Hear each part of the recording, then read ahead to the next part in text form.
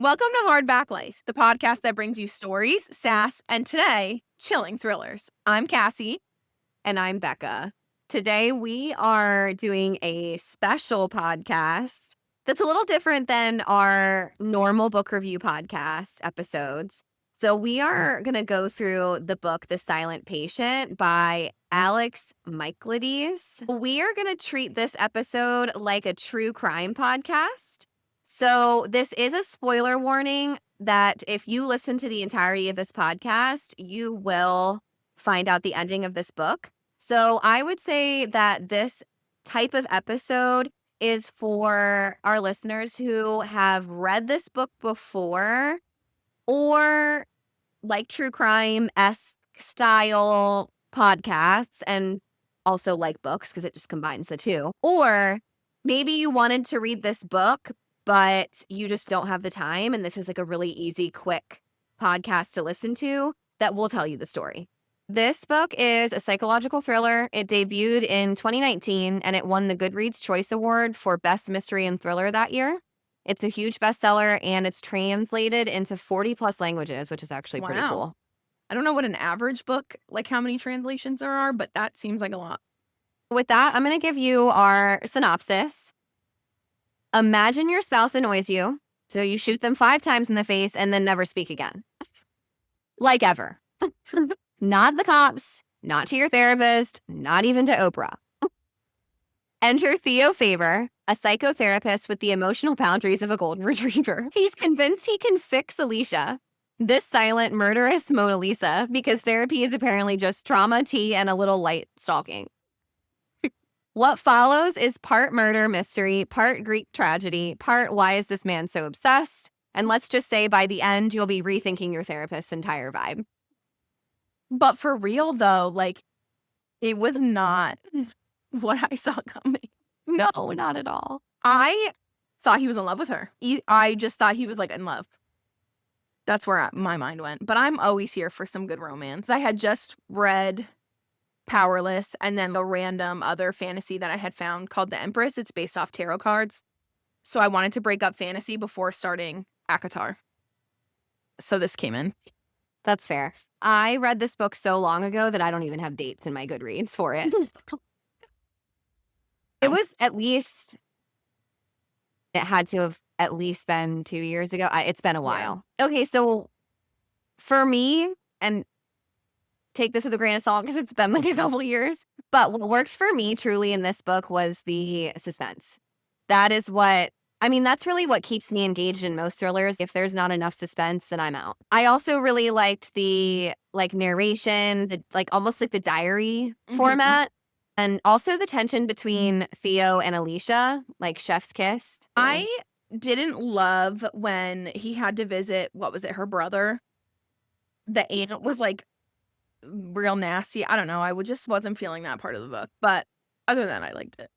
That's fair. Yeah. Also, I think it's interesting because I've read and people have told me that they feel like the twist was like predictable. Huh? Or like his obsession with her was like forced. I don't agree with that at all. I thought the obsession came from him loving her art and then falling in love with her without knowing her. Like, you know how creepy people I don't necessarily ever think I thought that he loved her, but I thought he was breaking ethical bounds. Like, he was obviously. Whether he loved her or not. I didn't think it was like love. I think he was just like, I thought he was so like absorbed in it that he couldn't break himself away. No, I thought it was love from the second. Like, he had a really good job that paid him well, and he took a huge pay cut to go to the Grove that was like possibly shutting down. And people thought he was ridiculous, but he talked about her as an artist first. So I thought he was just so obsessed with her, like separate from the murder, that I thought he just had to be with her. He had to see her. He had to meet her. He had to break the boundaries. It's so funny because one of the like real life parallels I had noted on our agenda was therapy ethics. So many ethical boundaries were broken in this book. So many. I can't even get into it because there were just too many. Yeah. Not even just by him, like by the other people who worked there. Oh my God. All of it was wrong. It was so bad. No, the book was good, but their choices were bad. We've got listener questions or just questions in general. Yeah. Did Theo really do the right thing? No. Yeah, Who no. thinks that he did? Who thinks sneaking into somebody's house with a mask on? Yeah. And then stalking her Yeah, to no. her mental health hospital?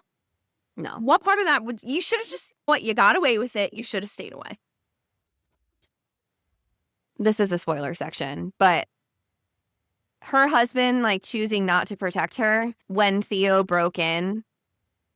I don't know. I'd be pretty pissed. I don't know if I would kill my husband, Yeah. but I'm pretty sure that I would ask for a divorce. Yeah, I definitely wouldn't jump right to murdering my husband, but I would definitely look at our relationship a little bit differently. 100%. Yeah. Because I would expect my husband to protect me. But no, you're not right. It's Like- all really fucked up. In my mind, if you know that he's cheating, just write her a note. Hit her with the "hey girl" message. This is an interesting question. How does silence function as a form of power in the novel? That's a really fascinating question. She's the only one who knows what happened, aside from Theo, but nobody knew that. For also, like, she's being manipulative. I thought that about her, and I felt bad thinking that for a little bit, but then I was like, you still murdered your husband. Like, she knows that she has power over Theo as Yeah. her therapist because she's not speaking. Well, she knows she has power over everybody. Yeah. Even truly. the first doctor, all the nurses she worked with, she had power over everybody. She just gets to reveal whatever she wants When she at wants her own to. pace. Yeah. And how she wants to. I think silence is a very powerful tool in general. Yeah, because if you're quiet, then people talk. I think that was like such a really interesting take on that. If I were a therapist, just don't talk. Like, just be quiet. Yeah. And then you get everything that you need because people don't like silence.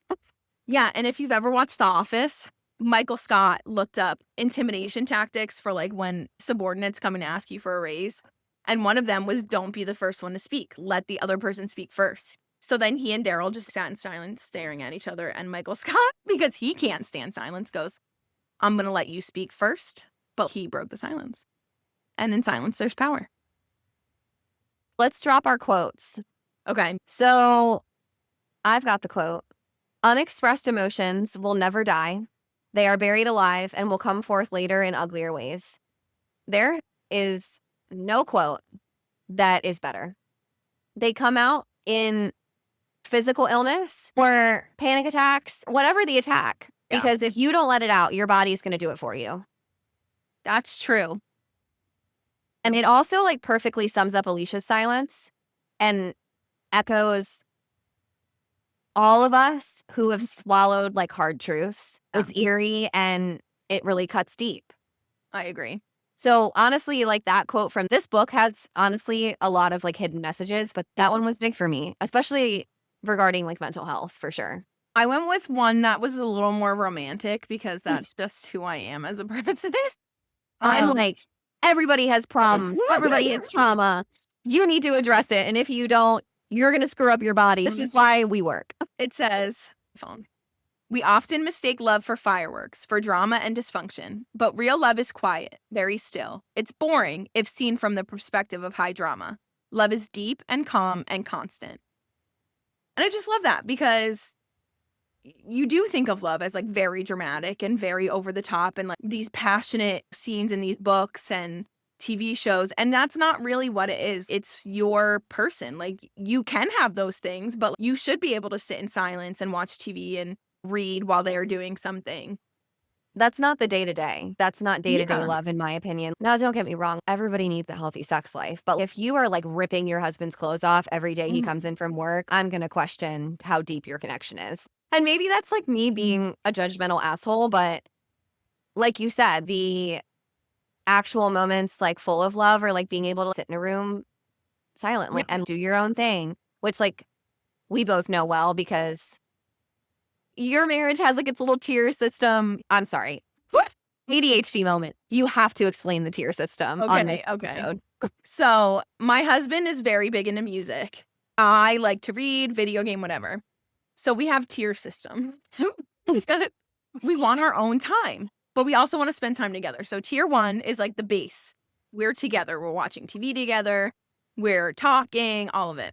Tier 2 is we're in the same room, but he has his headphones on, listening to music. I'm reading or I'm watching TV. We're together, but we're not talking. And then tier 3, he's in his room listening to music on his record player, and I'm in my room reading or enjoying the quiet and whatever I choose to do up here. When we get home from work, we go, all right, what kind of night is it? Then we decide what tier we're going to be. What's so funny is Dylan and I have a similar situation, but Dylan will come to me and he'll be like, so what's your plan for the evening? Sometimes Andrew does that too. Yeah. And that's just how we do it. Like we have a similar system, but Yeah. we don't actually say, oh, it's tier 2 tonight. No, we should like patent this. I've told my therapist about it and she loves it. I tell everybody about it that has like issues like in their like marriage, like any friends that I have that are like, oh my God, my like husband or my boyfriend like won't get off the games. I'm like, so my friends, Cassie and Andrew, have this tier system. You should try it. We love it. We joke that we call it the tier system, but we've done it since we moved in together, which was 2017. It works. Why mess with something that works? Exactly. We did still want to give you our rating for the book. I read this book a really long time ago. My husband, Dylan, actually read the book first and told me I had to read it. And he's not as big of a bookie as me, so I knew that it was serious. And I rated this 5 stars. This is my top tier ultimate favorite thriller that I've ever read. I rated it 5 also. It was like one of the only books that I could not predict the ending. Every time I thought I knew what was coming, it absolutely was not coming. So it kept me on my toes. That was what did it for me, is the ending of this book. Oh my God. I was not expecting it. So I'm really excited to do this like a true crime podcast. Me too, because also true crime is my other favorite thing. That's really all we're going to give you, and we're get into this. Today, we're talking about Alicia Berenson. She was a celebrated painter. Her husband was a famous fashion photographer. They had the kind of life people would envy, until the night she shot him in the face. 5 times. And then she never spoke again. Let's rewind to July 25th. It was just past 10 p.m. when police arrived at the Berensons' home in an upscale neighborhood of North London. The scene they found was unsettling. Gabriel Berenson, 44, was tied to a chair in the living room, a bullet hole straight through his face. His wife, Alicia, was standing nearby, silent, calm, and covered in blood. The gun lay at her feet. She never said a word.